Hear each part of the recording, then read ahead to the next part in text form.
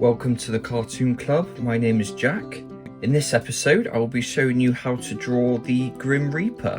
Before we get started, if you can like this video, subscribe to my channel and click the bell icon just to stay informed of any future videos I upload. And if you can click that top corner there will be a playlist for last year's Halloween, and it is the second week of October. So what we'll do for this second week is we're going to be drawing the Grim Reaper. So we're going to draw the body and the scythe that he carries as well. So what we're going to do is we're going to set the groundwork for what the body shape is. So it's quite easy, quite simple. We're just going to basically do a skull and then add in the sort of cloak that he wears. So if we just set a line just for the groundwork, this will just be figuring out where the height of the Grim Reaper is. So I'm going to start the body about this lower line here, and then I'm just going to carry up. I'm going to say the top of the body, the main chunk of it's going to be the head, because we're going to do quite a cartoonish style drawing, and we're going to have the Grim Reaper looking towards the left, so most of the skull is going to be on this left side of the line. And then on this skull I'm going to draw a secondary line, and this line's going to be the sort of center line of where the nose, the teeth on the jaw and the eye sockets are going to be placed around, so it's quite key to add in that line. And we're going to use this sort of back line for the line of the neck, and then I'm going to add in a line here. This is going to be the shoulder line. While I'm here, I'm going to be placing in the scythe. I want it to go from the bottom where his legs are right over his head, and then I'm going to have it continue all the way over. I'm going to create it at a slight angle as well, just to make it look a little bit more natural, saying it like the Grim Reaper's actually real, but you know what I mean. And then what we're going to be doing is using that line as a sort of guide as to where we're going to be placing the hand. So we want the hand sort of halfway up, grasping the scythe itself. So this is going to be fleshed out later, but if we place a line on that left side and then continue that around to create a sort of box shape, then a little line going over the front here, this is sort of his thumb being placed over. Then we want to place a line going away from this towards the body. This is going to be the forearm of the character, and creating it angled slightly downwards as well. And I'll create a small little circle there. That's just the joint of where it then continues to the shoulder. Create a circle over the other side, a line going straight down, and then another circular joint, and then another line down. That's the forearm of the left side of the character, or the right side of our page. And then I'll create another sort of box for his other hand, then another overlapping part there, and that's for his thumb. And then if I create the torso, it's going to be sort of a pyramid shape flipped upside down with the pointy bit taken off. It's probably the easiest way I can describe it. And then we'll just end that just below the joint. It's not to scale as well, so don't follow the human proportions too well, but because we're doing a cartoon, we're able to sort of tweak things to make it look a little bit more cartoonish. And then we'll place a line over the front. So like we have a center line on the skull, there'll be a center line on the torso, so that's the front of the torso. And we'll create a small little box, and then we'll create some legs. This will all be covered with the cloak as well. And this is the way I draw feet as well when I'm doing sketching. It's basically just an elongated sort of pyramid, sort of stretched down. The longer part's clearly the front of the foot, and then that back part is just the back of the foot. It just helps to place in your head where the foot's pointing towards, and I feel as close as you can get to a natural foot, because then all you do is add in the circles for the toes. And for the right foot of the character, so on the left of the page, that one will be angled even more because it's pointing more away than this front foot. So that is basically the groundwork of the character. If you wanted to add in some joints, that would be just over halfway upwards. And then what I'm going to do is just add in the curved blade of the character. So if I just add in a blade going all the way around, I'm going to have it hook over Grim's head. Want it to be quite large and cartoonish.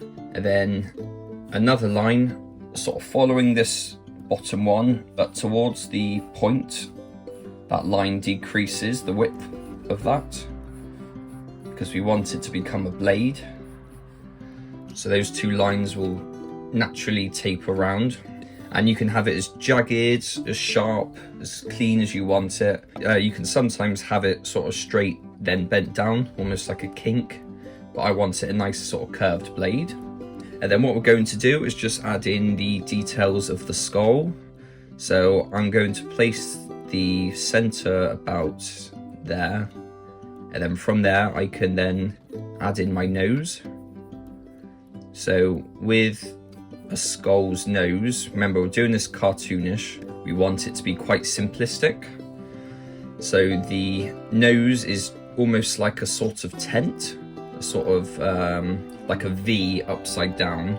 That's sort of the best way to describe the nose. So this will all be coloured in black, that. And then we want to add two quite big eyes to either side. So this side will have the more visible eye. So I'm just going to draw almost a perfect circle. And then we want to create another circle on this side, but we want to sort of squash it sideways because that's the side of the face that we see less of. And then when it comes to the mouth, what we'll do is we'll just draw a line going across. This will be the top row of the teeth, so the teeth will all fit into this gap here. So if I just create another line above that and another line below that, all the teeth are going to fit into this sort of grid that we've got here. And then now we just have to figure out what the rest of that skull looks like. So we've got quite a big cheekbone on a skull. So we need to start the line quite close to the eye, take it outwards, and then hook it back, and then join it up with your teeth. And then we'll just do the same on the other side. So start with the teeth this side, we'll hook it around. We don't want to join it to the back of this, we just want to carry it upwards, just to show that there is a cheekbone there. And then with the bottom one, we'll just carry that line straight down, and we want to create a chin. So the line will go down and across, and then it will disappear up into that bump that we've just created. And then we'll do a line going down for this one, hook it around slightly, and then bring it back around. And then with the rest of the top of the skull, we want to add in some eyebrows. There's definitely nothing on a real skull, but we want to just add in some sort of bone to it, just to create a bit of a character. So all it is just two curved lines going above those two circles we drew. And with the side of the skull, we'll just exaggerate that bump, just to show that there is some form of an eyebrow overlapping. And then the rest of the skull will just head around. This will be covered by the fabric, so I'm only roughly setting this skull shape. All of that's going to be coloured in, the eyes inside. And then with the teeth, what we'll do to make them quite simple is we'll just create some lines heading out from that central line, just so we know that the symmetry is somewhat there. Okay, and now on to the detailing of the character. So we want to add in a cloak to the whole piece. So what we need to do is just find where this cloak is going to hang. So I'll start with the hands. So I want the cloak to go quite low down. I want it to be quite low cuffed. And then I want to join the shoulders up to those cuffs. So I'm just finding a point above that joint and just creating a sort of swooping line. And I'll do the same on this side, but starting lower. And then I'll continue that fabric over, and then I'll do the similar sort of thing on this side. And then for the rest of the body, it's going to be quite simple. I want to bag the body in a tiny bit. So I want it to almost look like there's a belt going across the center. And then after that, it's just flaring the bottom part out. So the legs aren't necessary, but I'm going to use them as a guideline as to where to put the bottom of that fabric. So I know that the legs will just about hide underneath it. So if I did want to draw this character move in, I now know where the sort of feet are going to sway and move, and now I know where the fabric's going to move as a result. And then what I'm going to do is just place the hood on top of the character. So with a hood, it's basically following the outline of the head, but we want to make sure it's quite wide because we want it to almost just hang over the skull. So just following a sort of rough outline, and we want it to sort of swoop around but then kind of get larger at the bottom, because we want that bit to be the baggy fabric that's not hanging right. And we'll just continue this line following the sort of rough curve we set for our skull shape. And I want to create a tiny sort of point like I did with the scythe just behind the hood, so that'll be shown in a minute. And then I'll place another line going across the forehead. So this is the top part of the hood, and the closer line you get to the head, the more the hood's sort of overlapping it, but we want most of the skull to be quite visible. Then we want to create another sort of curved line behind this part of the skull, following the shape we've just set on the back of that skull, just a simple curved line. I'll erase this stuff in here just to make it look a little bit more visible to you. So that's the front of the hood. This will be the back of the hood, but we want to emphasize that's the back. So we'll place another line here, sort of mirroring this sort of baggy shape we set on this left side. And by doing that, that then places that line behind this front one. And then we can create one more tiny line there.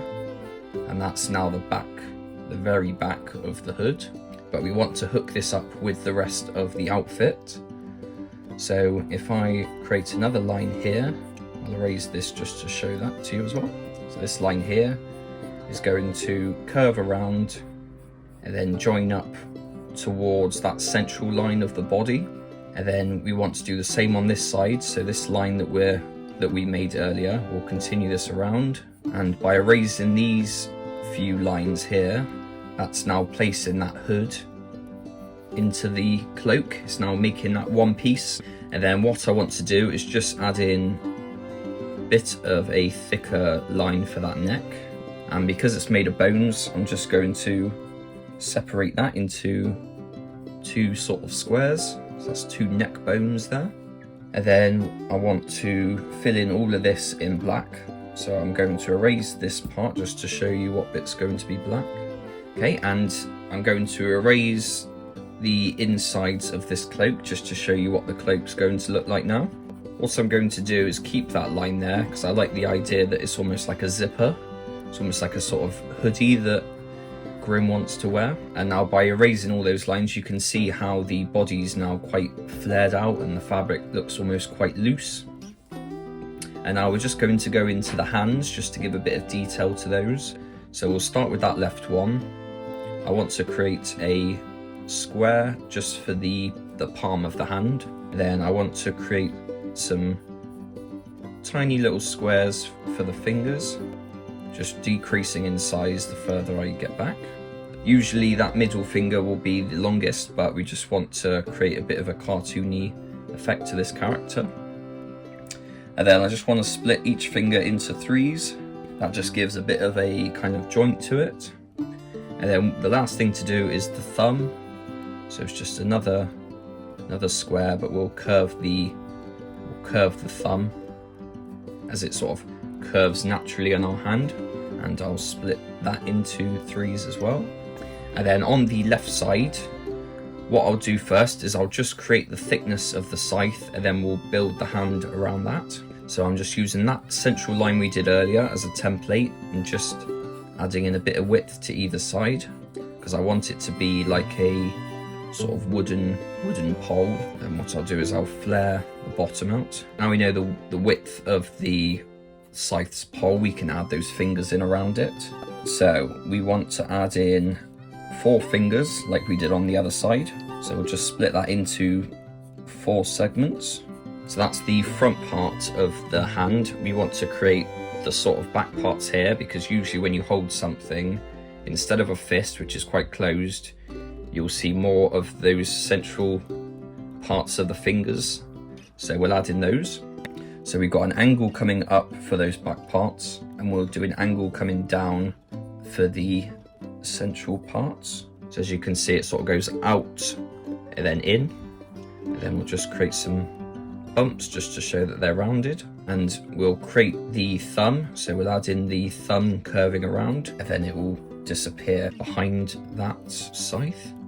And I'll just erase this line for the cloak, just because we want this pole set in front of the cloak instead of behind it. Then we'll just add in some lines for the joints again. Then we'll add in a line on that one and a line on that one. So by doing that, that shows that that hand's now wrapped around something. It's got a physical sort of grip. And then we'll just go in a little bit more detail on the scythe itself. So it still needs to be quite simple for this cartoon, but I just want to add in one more line going across, sort of parallel to this line, because that shows that usually a blade is straight but pointy at the bottom part.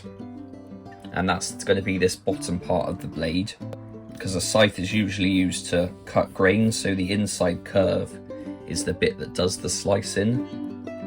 So we'll add in a line coming up from that point, and then basically following that shape all the way around.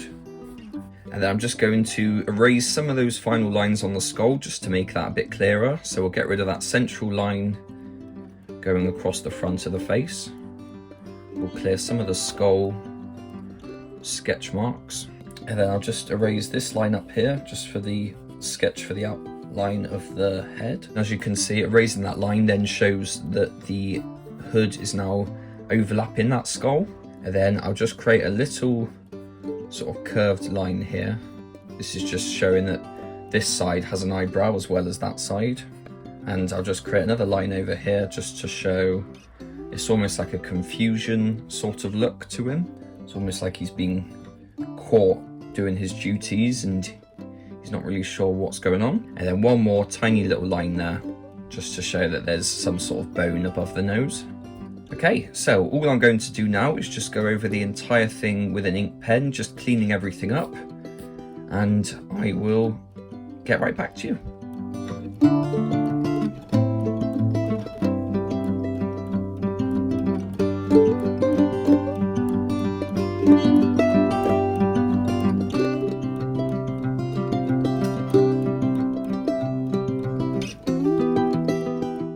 Okay, so the inking has been done now, so what I'm going to do is just go over everything with an ink pen. So what I'm going to do is focus on adding in the shadows towards the outside of the body. I'm going to go in with two different greys. They're going to be sort of quite cold greys, so almost like silver, sort of, and that sort of tone of grey. And then I'm going to go in with a brown on the stem of the scythe, and then for any of the parts of bone, I'm just going to go in with a sort of really light beige, almost like a peach kind of colour, just because we want to create a sort of skull kind of depth.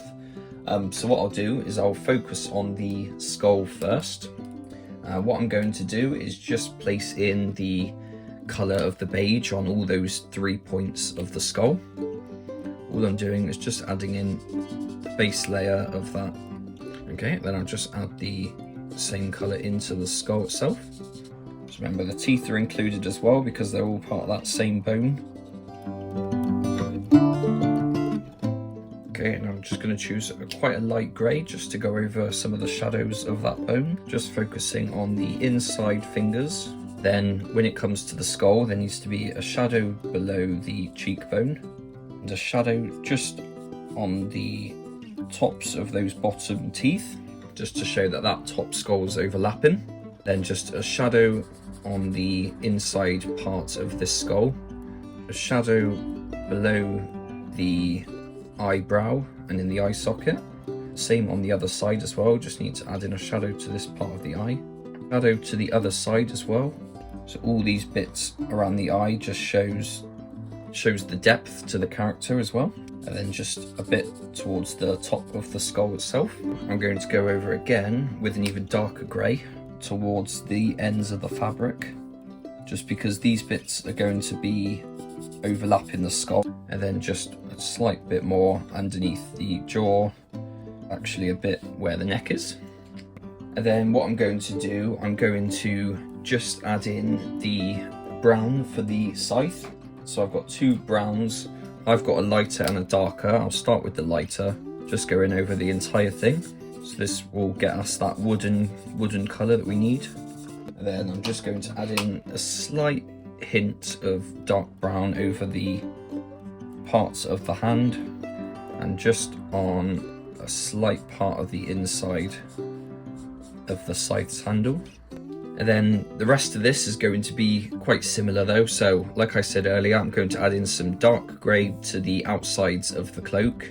The only things are black is the inside of that cuff there, the inside of the hood, in between the gaps of the mouth and the bottom part of the jaw, the eyes and the nose. So all of that will be black. Everything else will be grey. The lighter grey will always be on the inside part of a blade as well. So remember that whenever you want to add in any colour to a blade. That seems like that's everything that needs to be finalised. So I'll do all that as a time lapse, as a speed drawing. So I just want to say thank you for watching this video. Please like and subscribe and click the bell icon just to stay informed of any future videos that I upload. And I will see you next week. Thank you very much.